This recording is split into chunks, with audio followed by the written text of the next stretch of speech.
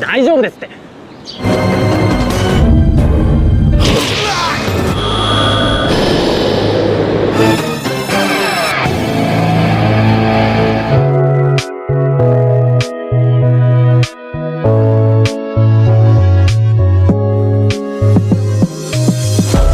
Sampai juga di pembahasan terakhir dari seri Kamen Rider Agito. Di episode sebelumnya, Kino tiba-tiba tak sadarkan diri. Kemudian diperlihatkanlah scene yang merupakan insiden kecelakaan adiknya saat pendakian di pegunungan bersalju yang mana Kino berupaya menyelamatkannya. Scene ini sepertinya ditujukan untuk akhir dari kehidupannya sekaligus mimpi terakhir dari Kaoru Kino. Karena sebelum ia kembali menjadi Agito alias masih menjadi manusia biasa, ia sempat mendapatkan serangan yang sangat fatal. Hingga pada akhirnya ia pun tak bisa lagi menahan rasa sakitnya. Shoichi dan Ryo nampaknya telah mencapai titik balik dalam kehidupannya. Lantas hal baru apa yang akan mereka temui? Sementara itu si Dewa Kegelapan yang merasa dipermalukan, nampaknya ia akan merencanakan cara baru untuk menundukkan umat manusia.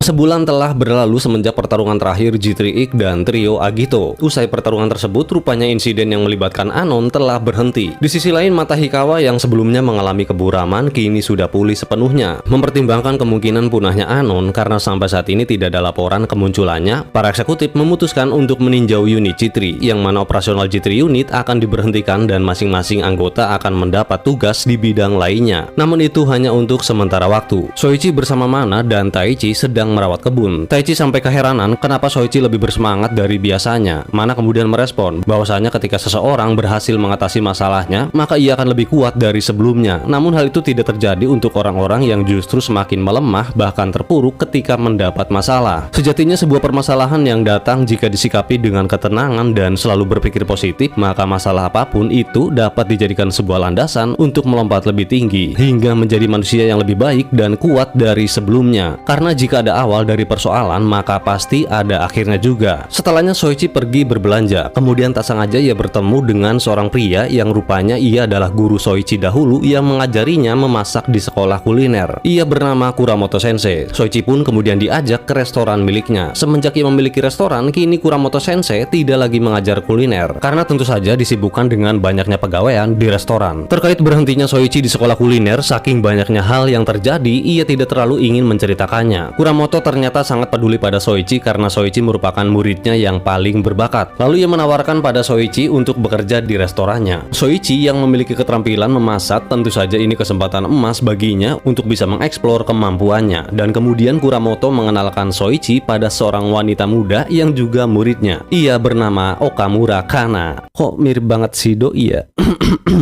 Yoroshiku.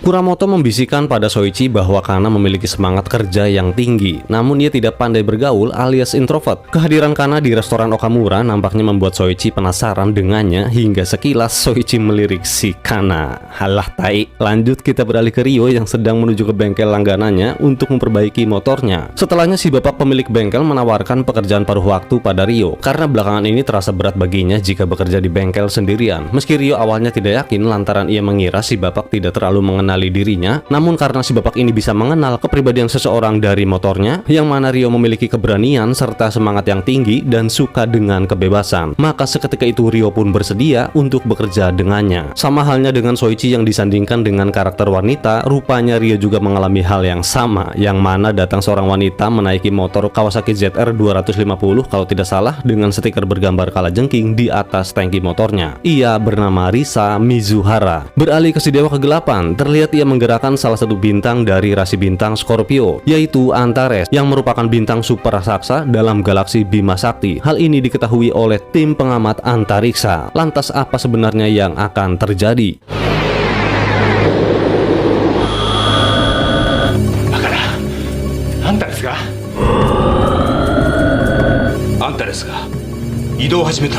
Soichi memberitahukan pada keluarga Misugi sekaligus berpamitan untuk pergi dan tidak akan tinggal bersama mereka lagi karena esok ia akan mulai bekerja di restoran yang dikelola mantan gurunya dahulu. Mungkin inilah maksud Soichi yang ketika itu ia berpesan pada Mana bahwa jika terjadi sesuatu padanya, ia meminta Mana untuk merawat kebun miliknya. Setelah ingatannya pulih, tentu Soichi akan menjalani atau menemukan jalan kehidupan yang baru. Karena uripui wis ono dalane, Taichi khawatir mungkin tidak ada lagi orang yang akan memasak. Namun Mana mendukung sepenuhnya pada Soichi agar tak mencemaskannya. Karena Mana akan berupaya sebisa mungkin untuk menggantikan Soichi, terutama dalam merawat kebun miliknya. 花ちゃん、家のことなら心配ないからさ。ありがとう。 Kemudian Soichi mampir ke kediaman Ryo untuk sekedar nongkrong membicarakan perihal rencana kedepannya tentang kehidupan yang akan mereka jalani dengan masing-masing pekerjaan yang akan mereka tekuni. Sebagai Agito, Soichi merasa nyaman jika situasinya tetap seperti ini, yang mana kini Anon tidak lagi muncul. Soichi rupanya masih memikirkan tentang Kino. Ia teringat quotes dari Kino ketika di kapal Akatsuki, bahwasanya orang yang bisa menentukan kehidupanmu adalah dirimu sendiri, bukan orang lain. Itulah sebabnya Soichi harus memutuskan apa yang ia lakukan sesuai dengan keinginannya sendiri. Esoknya di tengah kerumunan banyak orang, tiba-tiba waktu terhenti. Rupanya itu kekuatan dari sang Overlord. Ia muncul di hadapan Tetsuya dan di sini terungkap sebuah fakta bahwasannya ketika Tetsuya meninggal karena ikut menyusul bunuh diri usai kematian Yukina, ia menghidupkan kembali Tetsuya karena telah dianggap membunuh Agito dari sisi manusia biasa. Fakta ini telah diungkap di episode sebelumnya bahwa Misugi mengetahui Tetsuya ikut menyusul bunuh diri, namun hanya sebatas itu yang diketahuinya. Usai Tetsuya dihidupkan kembali, rupanya memiliki batas waktu, yang mana waktu kehidupan yang diberikan pada Tetsuya akan segera berakhir. Overlord menawarkan padanya kehidupan yang abadi jika ia saat ini mau bersumpah untuk setia padanya. Namun Tetsuya nampaknya menolak karena manusia sebenarnya lebih kuat dari apa yang dibayangkan. Kuat yang dimaksud sepertinya bukan hanya kekuatan fisik saja, namun kekuatan inti terdalam pada manusia, yaitu hati. Pengkhianatan Tetsuya serta manusia-manusia lainnya membuat sang Overlord memutuskan bahwa ia akan membangun ulang semuanya dari awal.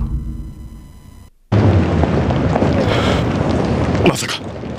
Di lain tempat, seorang pemuda yang sedang bermain basket dikejutkan dengan melihat sosok yang mirip dirinya sendiri. Singkat cerita, si pemuda tersebut pun tiwas. Shikawa dan Kono yang melakukan olah TKP mengklaim bahwa penyebab kematiannya sepertinya bukan karena serangan Anon. Kematiannya sangat aneh, yang mana ia kelebihan makanan. Beralih ke Soichi yang disibukkan dengan banyaknya pengunjung di restoran. Seperti layaknya chef konvensional pada umumnya, rupanya Kuramoto begitu galak, bahkan lebih galak dari chef Juna, yang mana karena yang blunder dari pekerjaannya, ia kena semburan mulut pedas si Kuramoto. Melihat hal tersebut tentu membuat Soichi ingin membelanya untuk menutupi kesalahannya. Setelahnya karena yang perfeksionis namun penyendiri, ia meminta Soichi untuk tidak lagi membelanya karena ia membenci hal demikian yang seolah-olah membuatnya terlihat lemah dan tak mampu mengendalikan situasi. Sementara itu Mamang Ryo sedang ngabengkel. Berhubung si bapak pemilik bengkel sedang meriang, maka Ryo yang memperbaiki motor Kawasaki milik Neng Risa. Ryo dan Risa sepertinya sama-sama memiliki kepribadian yang dingin, namun ada kecocokan pada keduanya, yaitu mereka sama-sama memiliki hobi dalam bermotor. まだやってるの？あと少しだ。あれ、どういう意味よ？バイクを見れば持ち主がわかる。 Berbeda dari Hikawa yang kembali bertugas di bagian investigasi, rupanya Omuro ditugaskan sebagai polisi lalu lintas. Terlihat ia sedang menilang salah satu kendaraan yang melanggar peraturan karena melaju melebihi batas kecepatan. Dan usai menilang, tiba-tiba ia dikejutkan dengan pengendara ugal-ugalan yang ternyata pengendara itu Mizuhara Risa. Sontak itu membuat Omuro langsung mengejarnya. Namun karena Risa jago dalam manuver, alhasil Omuro malah dikacangin. なんだあいつは。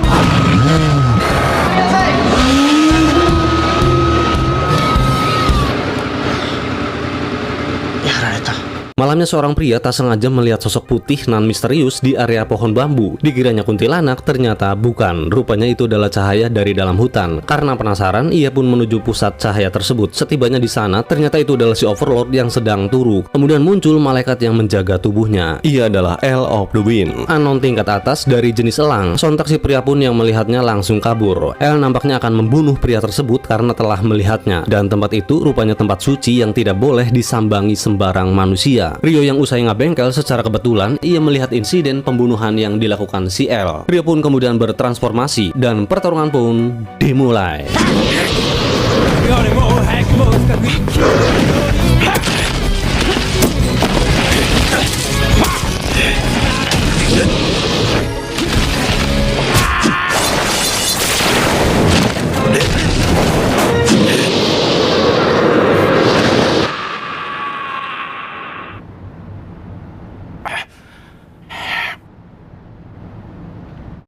Di markas kepolisian dilakukanlah pertemuan yang mana Ozawa berpendapat bahwa G3 unit perlu diperkuat. Meski tidak ada bukti tentang musnahnya para Anon, namun setidaknya ada persiapan untuk melawan musuh di masa depan. Entah itu ancaman dari penjajah maupun terorisme. Hojo pun merespon, meski Anon tidak lagi muncul, namun ada hal yang harus dilakukan pada Agito. Mengenai G3 unit yang diperkuat, Hojo sependapat dengan Ozawa, tapi tujuannya berbeda, yaitu untuk menghadapi Agito. Karena pada faktanya, jika jumlah Agito terus meningkat yang kemungkinannya cukup tinggi, mereka bisa saja menjadi musuh manusia di masa depan. Ozawa, Omuro, dan Hikawa ketiganya kini memiliki tugas masing-masing. Omuro nampaknya merindukan ketika mereka kembali bekerja sama dalam satuan unit G3. Beralih ke si Dewa Kegelapan, ia berkata bahwa ia menganggap manusia adalah anak-anaknya, namun kini ia tidak bisa lagi menyayangi manusia, dan ia memerintahkan para manusia untuk musnah atau mati dengan tangannya sendiri, alias bunuh diri. Terlihat seorang wanita yang kejadiannya sama dengan si pria basket tadi, yaitu ia melihat kembaran mereka sendiri, dan pada saat sosok yang menyerupainya menghilang, seketika itu ia pun tewas. Kemudian dilakukanlah olah TKP. Berdasarkan saksi mata, wanita ini berlari dengan menabrakkan dirinya ke dinding. Rupanya belakangan ini kejadian bunuh diri tanpa motif sering terjadi, yang mana di ibu kota Jepang sudah ada sekitar 30 kasus dalam 2 hari. Hikawa kemudian melihat keanehan tanggal lahir pelaku bunuh diri yang semuanya ternyata terlahir antara 23 Oktober dan 21 November. Dengan kata lain, semua korban bunuh diri memiliki zodiak Scorpio, dan Hikawa menyatakan sepertinya sesuatu yang luar biasa sedang terjadi pada seluruh umat manusia. Beralih ke Nenkana yang sedang mempelajari resep masakan. Celetukan Soichi nampak membuatnya merasa terganggu, dan ia meminta Soichi untuk tidak lagi berbicara padanya karena dirinya hanya ingin bekerja bukan untuk berteman. Dan ketika pekerjaan dimulai, lagi-lagi ia blunder usai kena omelan si Kuramoto karena sajian masakannya kurang perfecto, yang pada akhirnya ia pun dipecat. Soichi menyayangkan keputusan yang dilakukan Kuramoto, yang mana karena sudah berjuang habis-habisan demi menjadi seorang master chef. Namun apa boleh buat, karena dirinya sudah tidak layak, maka ia harus menerimanya. Kana pun berterima kasih pada Soichi yang telah banyak membantunya dan meminta maaf padanya karena sudah bersikap dingin. Cie, mulai membuka nih. Rupanya restoran Kuramoto merupakan restoran yang ketiga di mana ia bekerja. Itu membuat Kana menjadi pesimis dengan harapannya menjadi seorang master chef yang rupanya ia ingin mengikuti jejak dari mendiang ayahnya yang berprofesi sebagai seorang chef handal. Dahulu ayahnya berjanji akan mengajarkannya resep masakan terenak. Namun karena ayahnya keburu meninggal, alhasil karena kehilangan janji dari sang ayah. Dan pada akhirnya itu mempengaruhi dirinya yang selalu gagal dalam membuat masakan. Soichi kemudian memberi dukungan pada Kana agar jangan menyerah dan akan membantunya untuk mencoba kembali membuat resep masakan di restoran Kuramoto Sensei, yang mana pada malam hari ia akan menjemputnya ketika restoran sudah tutup. Beralih ke Risa yang sedang motoran dan tak sengaja kembali bertemu dengan Omuro. Demi menghindari dari kejaran Omuro agar tidak kena tilang, Risa kemudian bersembunyi di bengkel tempat Rio bekerja. Sadar akan kejaran polisi, Rio pun membantu menyembunyikan motor miliknya, dan pada akhirnya Risa pun lolos dari kejaran Omuro yang menganggapnya pengendara liar yang dijuluki Scorpio. Julukan tersebut mendapat ejekan dari Rio yang menganggapnya seperti bocah, dan alasan Rio tidak melaporkannya pada polisi karena baginya Risa masihlah seorang bocah yang belum pantas berurusan dengan pihak berwajib. Setelahnya Risa yang memiliki hobi balap liar membuat Rio penasaran hingga ia ingin menantangnya untuk balapan dengan seorang bocah, dan balapan Honda XR 250 versus Kawasaki ZR 250 pun dimulai.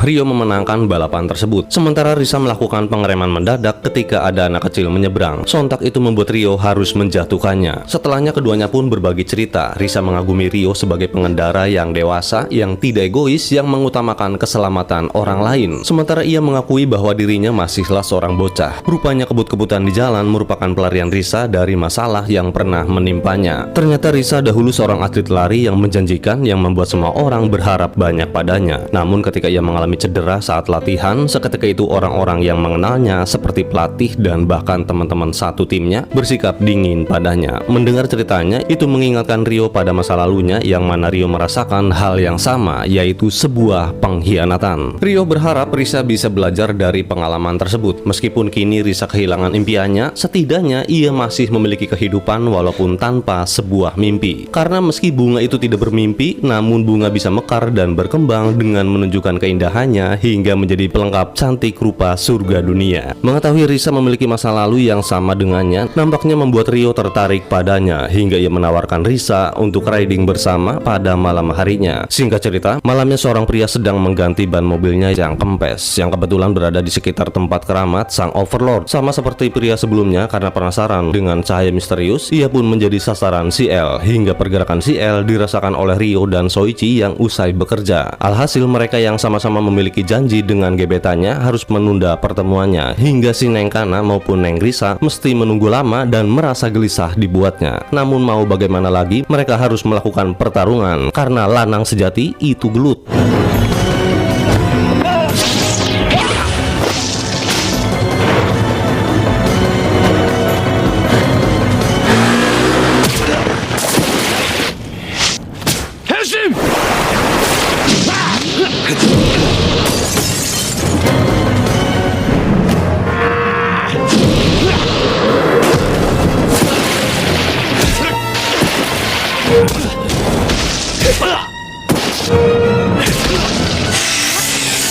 Usai Ryo dikalahkan, yang mana tanduknya tiba-tiba memendek karena sepertinya energi kekuatannya telah mencapai batasnya. Kini giliran Soichi yang akan memulai pertarungan dengan CL. Namun hasilnya sama saja karena kekuatan CL jauh lebih kuat dan tidak sebanding dengannya. Hingga Soichi berupaya menggunakan wujud Burning Form, dan ternyata itu masih saja belum cukup untuk menandingi kekuatan dari L of the Wind.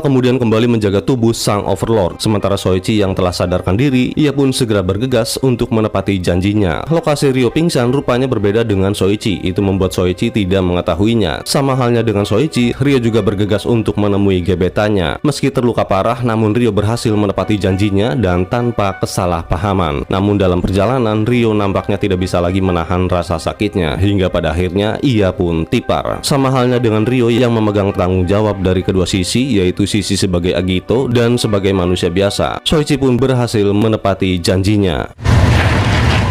Tsugami-san, すいません、遅くなっちゃって。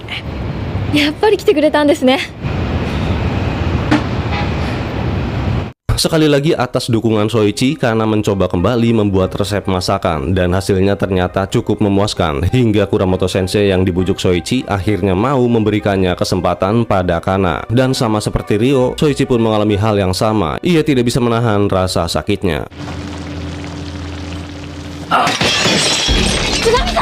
Hasil manipulasi dari kekuatan Overlord membuat rasi bintang Scorpio tiba-tiba mengalami perubahan. Hal ini diketahui oleh Badan Meteorologi, yang mana rasi bintang tersebut berubah menjadi salib. Shin beralih ke seorang pemuda yang memasuki mobilnya di tempat parkir, yang rupanya ia termasuk korban bunuh diri. Usai melihat kembaran dirinya, ia mencekik lehernya sendiri hingga tewas. Singkat cerita, diketahuilah bahwa pemuda tersebut termasuk zodiak Scorpio karena ia lahir pada 2 November 1976. Mengetahui adanya bunuh diri tanpa sebab, Hikawa kemudian mengaitkannya dengan doppelganger. Karena kematian tanpa sebab menurut cerita urban legend tentang doppelganger selalu berhubungan dengan kematian. Doppelganger merupakan fenomena misterius yang dimana ketika seseorang melihat kembaran dirinya, maka seseorang tersebut akan dihadapkan pada kematian. Asumsi Hikawa ada benarnya, namun nampaknya sulit untuk membuktikan bahwa itu adalah kasus misterius doppelganger. Kemudian Hikawa melakukan pertemuan penting, yang mana pertemuan ini disaksikan langsung oleh birokrat pemerintah Ia Naojun Shirakawa. Pertemuan ini membahas tentang Anon yang tidak lagi muncul. Itu membuat para eksekutif yakin bahwa mereka telah musnah. Hojo menyatakan musnahnya para Anon yang biasanya mengincar orang-orang yang berpotensi menjadi Agito justru menimbulkan masalah yang lebih besar, yaitu kemunculan Agito tentu akan berkembang pesat, dan jika ini terjadi, itu akan menjadi ancaman besar bagi umat manusia. Karena jika ada pengguna kekuatan Agito dari sisi kebaikan, maka tentunya ada pengguna kekuatan Agito dari sisi kejahatan. Dan jika ternyata Agito dari sisi jahat yang lebih mendominasi, maka seharusnya berterima kasihlah pada Anon yang telah melenyapkan beberapa dari mereka. Pernyataan tersebut membuat Ozawa naik darah, karena selama ini ia pikir Hojo itu bodoh tapi baik, namun ternyata ia nggak punya otak. Dan lebih koploknya lagi, si birokrat ini setuju pada teori Hojo dengan intuisi liarnya. Karena yang khawatir akan keadaan Soichi, ia mendatangi kosan Soichi dan memberikannya sarapan yang dibuatnya dengan sepenuh hati. Soichi kemudian menyantapnya dan memuji masakannya. Soichi yakin bahwa suatu hari nanti Kana akan menjadi chef yang hebat. Kana pun merespon, meski sehebat apapun seseorang, namun semuanya akan berakhir jika dihadapkan dengan kematian. Kemudian Kana menceritakan tentang kematian ayahnya yang merupakan seorang master chef terhebat, namun dia meninggal dengan cara yang sangat aneh. Pihak kepolisian menyebutnya kejahatan yang mustahil, pelakunya tidak pernah tertangkap, dan saat memikirkannya, Kana merasa ketakutan. Inilah salah satu faktor penyebab Kana yang selalu blunder ketika melakukan pekerjaan sebagai koki restoran. Karena pekerjaan tersebut tentu saja mengingatkan pada ayahnya. Beralih ke Ryo yang kini telah berada di kediamannya, yang rupanya semenjak ia pingsan di jalan, Risa membawanya pulang. Risa mengetahui alamatnya dari KTP milik Ryo. Itu sebenarnya atas permintaan Ryo sendiri yang mengatakannya dalam keadaan setengah sadar untuk membawanya pulang. Sebelum Ryo sadar, rupanya Risa menyempatkannya untuk membuat sarapan. Ryo pun memakannya dengan lahap. Nah, dari sini keduanya memulai obrolan tai kucing yang gak mutu. Namun ini merupakan first impression. Risa Mizuhara tertarik dengan Ryo Ashihara. Risa menganggap bahwa Ryo pria yang tidak jujur, karena meski Ryo selalu melontarkan kalimat penolakan, akan tetapi Risa merasakan kebahagiaan Ryo, yang mana kebahagiaan seorang pria yang ditemani wanitanya. Kemudian Risa melihat hari kelahiran Ryo dari KTP miliknya, yang mana Ryo terlahir pada 21 Januari dengan zodiak Aquarius.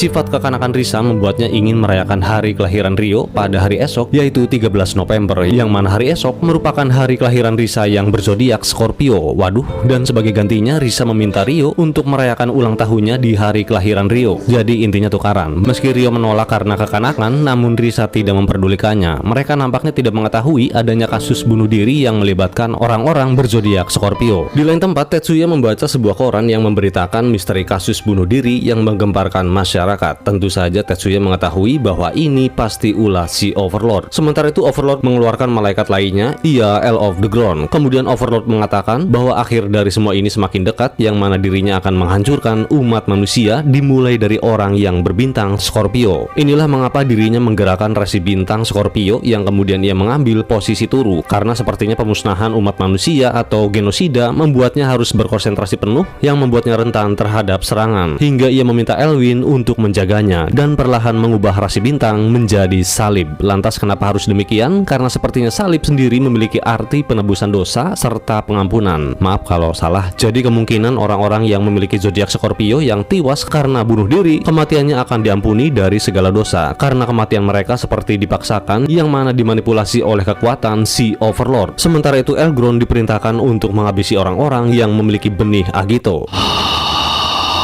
Tosan, 逃げるんだ。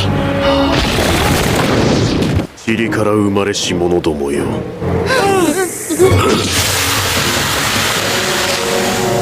Beberapa saat usai kejadian tersebut, diketahuilah bahwa Anon kembali muncul. Itu merubah keyakinan mereka tentang Anon yang belum musnah. Namun Hojo terlihat bimbang, yang padahal sebelumnya ia berteori tentang Agito, makhluk yang lebih berbahaya dari Anon, dan Anon akan menghancurkan bahaya itu sebelum menyebar. Lantas apa sebenarnya yang dipikirkan si Hojo ini? Kenapa ia tiba-tiba menjadi ragu akan asumsinya dengan kemunculan Anon? Kemudian birokrat mengusulkan mengaktifkan kembali unit Chitri, namun dengan tujuan untuk melindungi Anon. Birokrat Sin beralih ke Kana yang lagi-lagi ia memecahkan piring, yang membuatnya kena marah lagi. Sesabar-sabarnya manusia pasti selalu ada batasnya. Itu hampir menimbulkan amarah di dalam diri Kana, dan seusainya terjadi sesuatu yang aneh, yang mana tiba-tiba alat penggorengan di sekitarnya bergoyang. Malamnya Soichi mengantarnya pulang sebagai balasan untuk menu bento yang diberikannya tadi siang. Sesampainya di kediaman Kana, tiba-tiba ia merasakan kemunculan Anon, yang mana si Elgron menyerang seorang wanita. Setibanya di lokasi, Soichi yang sempat melihat sosok L, ia pun pun langsung bertransformasi. Namun seketika itu ia dikejutkan dengan dua unit Chitri yang menghadangnya yang bertujuan untuk melindungi Anon. Dan ternyata mereka Hojo dan Omuro. Hojo menjelaskan pada Soichi bahwa unit Chitri kini bertugas melindungi para Anon, yang mana manusia biasa seperti dirinya mungkin memerlukan keberadaan mereka. Tentu ini membuat Soichi kebingungan. Lantas bagaimana dengan Ozawa dan Hikawa? Singkat cerita, esoknya mereka berdua meminta konfirmasi pada Naojun tentang tindakan unit Chitri semalam yang menghalangi Agito ketika hendak melawan Anon. Rupanya Naojun mengklaim bahwasannya munculnya Agito itu lebih berbahaya dari Anon karena bakalan memicu kiamat, sedangkan gambaran kiamat telah tertulis dalam kitab suci. Buset, sampai bawa-bawa kitab nih. Inti pernyataan si Naojun, ia ingin membiarkan Anon melakukan aksi pembunuhan pada manusia yang berpotensi menjadi Agito tanpa adanya campur tangan dari pihak manapun, alias ia tidak ingin mengotori tangannya sendiri, dan ia tidak memperdulikan semua upaya yang selama ini telah dilakukan tim G3 unit.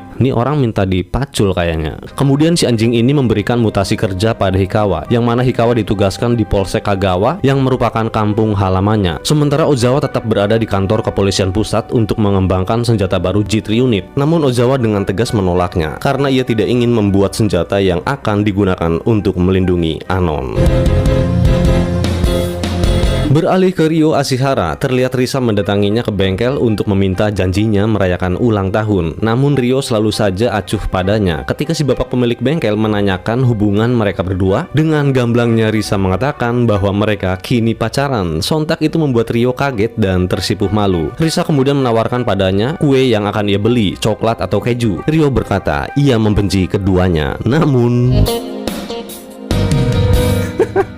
emang bangke nih Cut Patkai. Di sisi lain karena mengalami gejala yang aneh, yang mana ia merasa tubuhnya serasa terbakar dan sekilas melihat perabotan dapur bergetar. Ketika ia menenangkan diri di toilet, rupanya terungkap bahwa Kana adalah Agito. Kana memiliki kekuatan Agito karena sempat bercerita pada Soichi bahwa ayahnya dibunuh dengan cara yang aneh oleh kejahatan yang mustahil. Ini mengindikasikan bahwa ayah Kana memiliki benih Agito. Lantas pada saat kejadian kematian ayahnya, mengapa Kana tidak sekalian terbunuh oleh Anon? Karena mungkin kekuatan supernaturalnya belum sepenuhnya bangkit atau belum diketahui tanda-tanda ia memiliki benih Agito, hingga pada akhirnya kekuatan supernatural tersebut bangkit pertama kali ketika ia hampir kehilangan kesabaran saat mendapat teguran keras dari Kuramoto. Lanjut ke cerita. Mengetahui kejadian aneh yang dialaminya, Kana kemudian meminta izin untuk pulang. Hikawa menemui Soichi. Ia mengetahui tempat kerja Soichi dari Mana-chan. Hikawa memberitahukan bahwa dirinya akan pulang kampung. Ia berpesan pada Soichi agar tetap menjadi Soichi yang sebenarnya karena ada orang yang takut dengan kekuatan Agito atau bahkan semua orang. Mungkin maksudnya si Naojun. Ketakutan akan adanya Agito kemungkinan besar akan sulit bagi masa depan orang-orang yang memiliki benih Agito. Hikawa selama ini banyak berhutang budi pada Soichi dan berterima kasih saja nampaknya tidak cukup. Soichi beranggapan bahwa Hikawa terlalu berlebihan. Bagi Soichi, Hikawa termasuk dalam klub Agito. Meski awalnya hanya cadangan, namun ia kini menjadi anggota inti. Mungkin ini sekedar dialog biasa, namun bagi saya ini sangat menyentuh karena selama ini kontribusi Hikawa sebagai pengguna G3 sangat berpengaruh, dan tanpa adanya sebuah kerjasama mereka tidak akan sampai di titik ini. Terkait dengan apa yang disampaikan Soichi yang mana Hikawa termasuk ke dalam klub Agito, itu mengisyaratkan bahwa Hikawa sendiri memang seperti Agito, tidak hanya sekedar memiliki kemampuan meledakkan Anon saja, akan tetapi juga dalam perihal hati dan tekadnya yang kuat.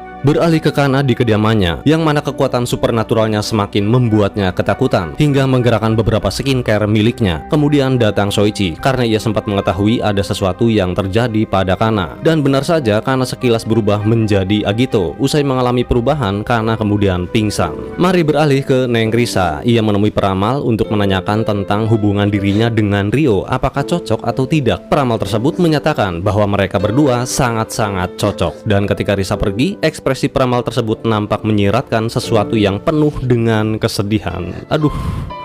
Risa kemudian membeli kue untuk merayakan ulang tahun dengan Ryo yang kini sudah dandan rapi, dan kemudian mereka bertemu di perlintasan kereta api. Dia! Kacata.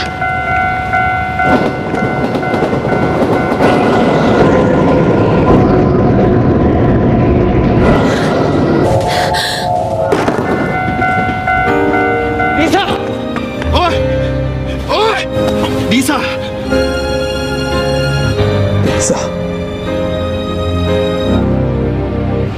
なんでこうなるんだ。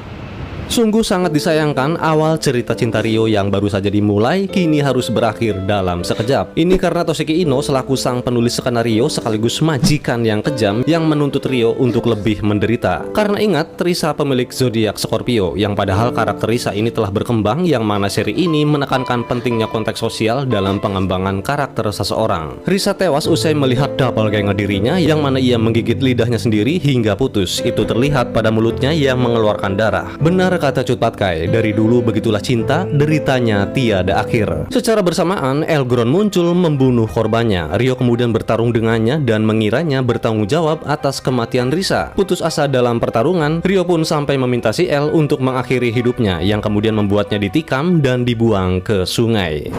Henshin!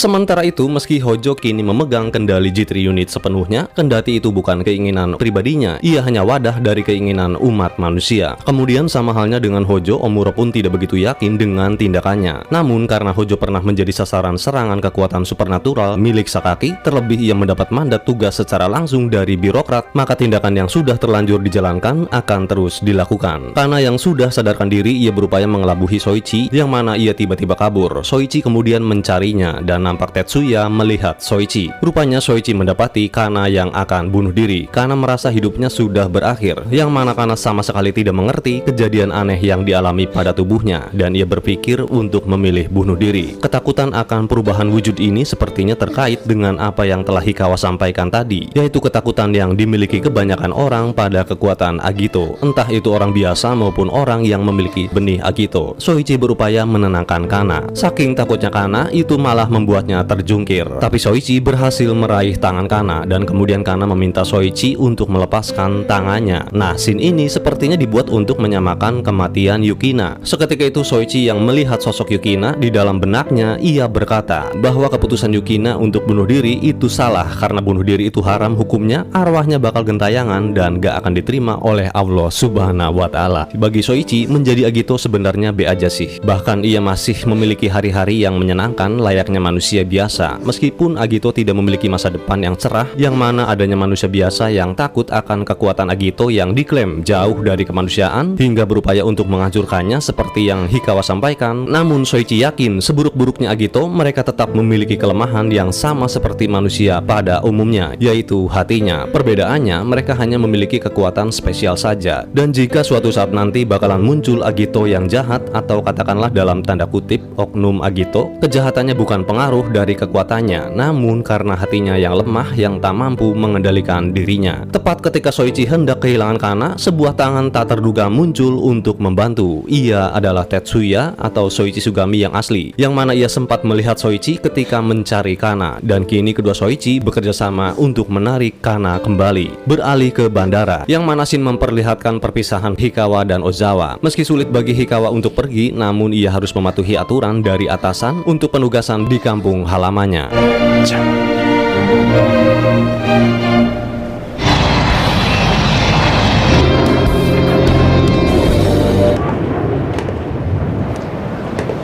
Ternyata Hikawa tidak mengikuti instruksi dari atasan, yang mana ia mengatakan pada Ozawa bahwa dirinya tidak bisa pergi pada situasi seperti ini. Kembali beralih ke Kana. Semenjak ia memiliki wujud Agito, Kana nampaknya kebingungan apa yang harus dilakukannya. Itu membuat Tetsuya bercerita padanya bahwa dahulu ada seorang wanita yang pernah menanggung beban tersebut, namun sayangnya dia lebih memilih pada kematian, yang membuatnya merasa gagal karena tak mampu menolongnya. Mungkin inilah alasan Tetsuya atau Sugami Soichi membuang namanya, karena ia merasa payah tidak bisa menolong sosok wanita yang begitu ia cintai, yang kemudian ia mengambil nama dari adik Yukina Sawaki, yaitu Tetsuya Sawaki, yang sebenarnya nama dari sang MC. Dan untuk MC-nya sendiri mendapatkan nama Soichi Sugami itu karena diambil dari nama yang tertera di amplop kosong ketika ia ditemukan di pinggir pantai dengan kondisi tanpa identitas dan juga amnesia. Maka Misugi menamakannya sesuai dengan yang tertera saja pada amplop tersebut, yaitu Soichi Sugami. Kembali ke cerita, agar Kana tak mengulang kejadian yang sama seperti Yukina, ia meminta Kana untuk tetap hidup karena yang memutuskan serta menolong kehidupanmu adalah dirimu sendiri. Namun cara menentukannya harus pada jalan kebenaran. Menyambung dari apa yang dikatakan Tetsuya, Soichi meminta Kana untuk tetap memasak bersamanya karena kebahagiaan hidup bisa dari mana saja. Salah satunya yaitu memasak yang enak, dan jika ada orang yang memakannya, tentu itu akan membuat bahagia orang tersebut. Tiba-tiba muncul si Elgron. Tetsuya kemudian membawa Kana pergi, dan seketika itu Kana melihat transformasi Soichi menjadi Agito. Mungkin Kana berpikir hanya dirinya saja di dunia yang memiliki wujud tersebut. Namun ia kini tak sendirian. Dalam wujud Agitonya, Soichi mengatakan pada Kana untuk tetap hidup seperti yang aku lakukan untuk diriku, untuk para Agito, dan untuk umat manusia.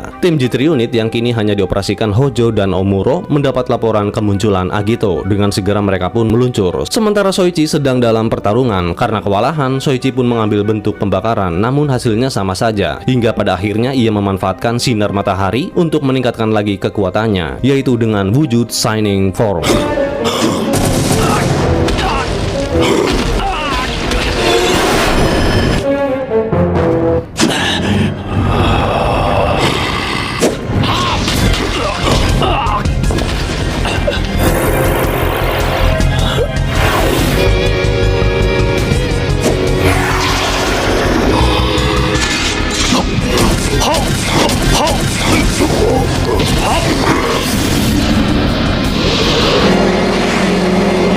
Berhasil memukul mundur si L dengan menggunakan Shining Form, Soichi kemudian mengejar si L yang menuju ke sumbernya. Sementara itu G-Trailer dibajak oleh Hikawa dan Ozawa. Omuro nampak senang atas kedatangan keduanya, karena di scene sebelumnya ia sebenarnya ragu dengan aturan atasan yang menggunakan fungsional G3 unit untuk melindungi Anon. Yang dilakukan Ozawa dengan menodongkan pistol pada Hojo tentu saja tindakan yang menyalahi aturan. Itu berakibat dirinya akan diberhentikan. Tak hanya Omuro, Hojo juga merasa ragu apa yang dilakukannya. Namun jika kejadiannya demikian, yang mana Ozawa dan Hikawa mendatanginya, itu merupakan sebuah kebetulan yang diharapkannya. Dan kemudian dengan mematikan saluran radio dari markas pusat, itu membuktikan bahwa Hojo menyetujui rencana Ozawa. Seketika itu Hojo pun pergi, dan formasi G3 unit yang seharusnya kini telah kembali, namun nampaknya untuk yang terakhir kalinya.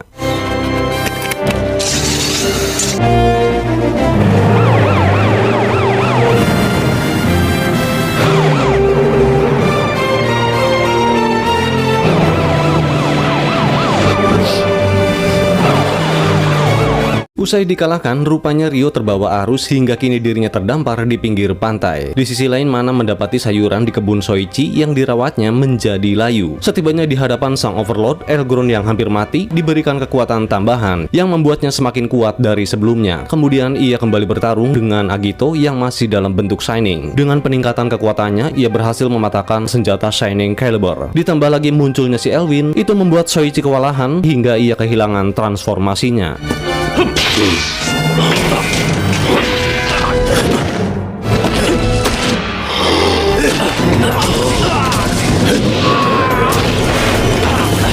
Ini 帰る時だ。 Ketika si Elgron hampir mengubah Soichi menjadi butiran debu, beruntung G3 datang di situasi yang tepat dengan menembakkan beberapa peluru ke arah mereka. Hikawa kemudian membangunkan Soichi. Soichi pun sampai keheranan mendengar suara Hikawa, karena sebelumnya Soichi mengetahui bahwa G3 unit digunakan oleh Hojo dan Omuro yang mana berganti tugas untuk melindungi Anon. Hikawa kemudian berkata pada Soichi untuk mari berjuang bersama lagi. Jujur cuma dialog itu doang itu membuat saya terharu, karena bagi saya melihat Hikawa dengan G3-nya meski tidak sehebat Soichi yang bisa berubah-ubah hingga ke bentuk Shining atau juga Ryo, namun keberadaan karakter ini tak kalah penting karena Hikawa memiliki semangat juang serta kemauan yang besar dalam urusan kemanusiaan tanpa memperdulikan dirinya sendiri meskipun ia hanya manusia biasa. Ini sama seperti salah satu karakter detektif terhebat di seri Kuga, rajanya para detektif yang begitu pemberani yang selalu menantang bahaya, apalagi kemampuannya yang paling jago dalam menangani kasus yang super duper misteri, siapa lagi kalau bukan Kaoru Ichijo. Kembali ke cerita, kemudian si Overlord mengatakan bahwasannya kalian hanya manusia biasa dan takdir umat manusia dalam genggamanku, yang mana mereka akan mengakhiri keberadaannya dengan tangan mereka sendiri. Mendengar pernyataannya membuat Hikawa mengetahui bahwa si Overlord yang menyebabkan kasus bunuh diri. Kemudian pertempuran pun berlanjut, yang mana Hikawa melawan kedua Anon tingkat tinggi seorang diri, sementara Omuro dan Ozawa mengawasi jalannya pertarungan. Omuro nampak khawatir pada Hikawa, namun Ozawa menegaskan dia itu adalah Hikawa Makoto, seorang manusia biasa yang pernah pernah berhadapan langsung ke pusat badai untuk menyelamatkan para penumpang Akatsuki dari bencana magis dahsyat di lautan, dan juga seorang pria yang tidak akan pernah lari dari bahaya apapun tanpa mengetahui apa yang akan terjadi. Dalam pertarungan, Elgron sampai keheranan dengan kekuatan Hikawa yang notabene seorang manusia biasa. Namun karena campur tangan Overlord, G3X pun akhirnya tumbang.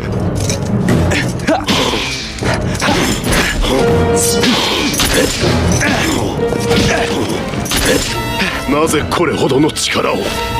お前はアギトではない。人間だ。 Kemudian datanglah seorang pria yang berkali-kali merasakan sakit dan berkali-kali pula lah ia bangkit. Seorang pria sejati yang kuat hati karena terlepas dari seberapa banyak ia menderita, ia akan selalu kembali. Dia Ryo Ashihara. Soichi yang telah pulih, kemudian ia berkata pada si Overlord, "Jika takdir manusia ada di tanganmu, maka aku akan mengambilnya darimu." Soichi kemudian langsung bertransformasi ke bentuk Shining dan pertarungan pun kembali dimulai. Henshin! Henshin!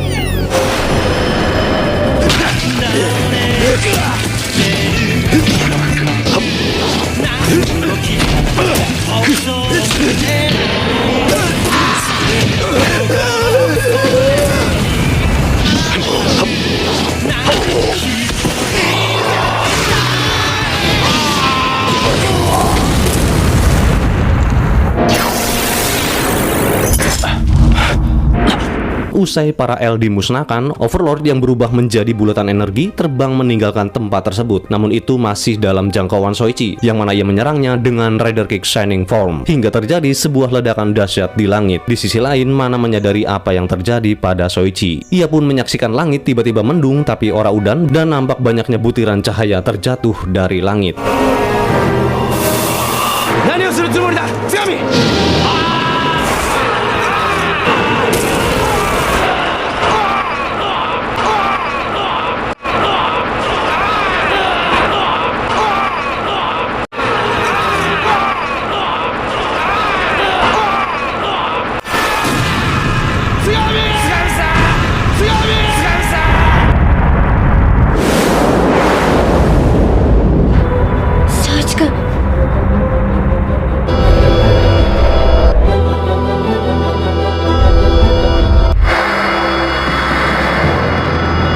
Namanya juga dewa, tentu tidak mungkin baginya dihadapkan dengan kematian. Ia kembali dan berada di kediaman Tetsuya yang sedang ngopi, yang mana tujuannya adalah untuk menimbang tentang sifat manusia. Ia mengatakan pada Tetsuya bahwa batas waktu hidupnya sebentar lagi akan berakhir. Dahulu ia menghidupkan Tetsuya dengan tujuan menjadikannya malaikat yang lahir dari manusia supaya menghancurkan Agito untuknya. Dan meskipun kini Tetsuya meninggal, nampaknya hal demikian tidak diperlukan lagi. Ia yakin bahwa suatu hari nanti umat manusia akan menghancurkan Agito, karena mungkin ia merasakan adanya bibit kebencian terhadap Agito. Contohnya seperti si Naojun. Bagi Tetsuya, meskipun Overlord menciptakan manusia, namun ada hal penting yang tidak ia ketahui, karena manusia memiliki potensi untuk menerima keberadaan Agito, yang pastinya ia manusia yang memiliki kebaikan di dalam hatinya. Overlord kemudian menghentikan rencananya untuk memusnahkan umat manusia. Ia memutuskan untuk menunggu dan melihat apa yang akan terjadi berdasarkan asumsi dari keduanya tentang sifat manusia, apakah Tetsuya yang benar ataukah dirinya. Dan setelahnya ia pun pergi menghilang. Sementara Tetsuya yang masa hidupnya berakhir bagai daun kering yang telah gugur, seketika itu ia meninggal.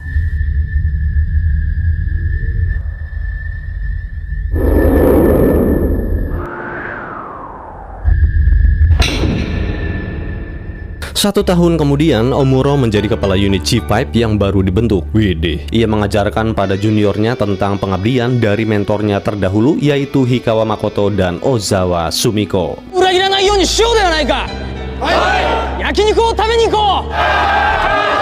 Sementara Hikawa masih mempertaruhkan nyawanya, tetapi sebagai detektif biasa, bukan sebagai pilot G3X. Ia ditugaskan di bagian investigasi.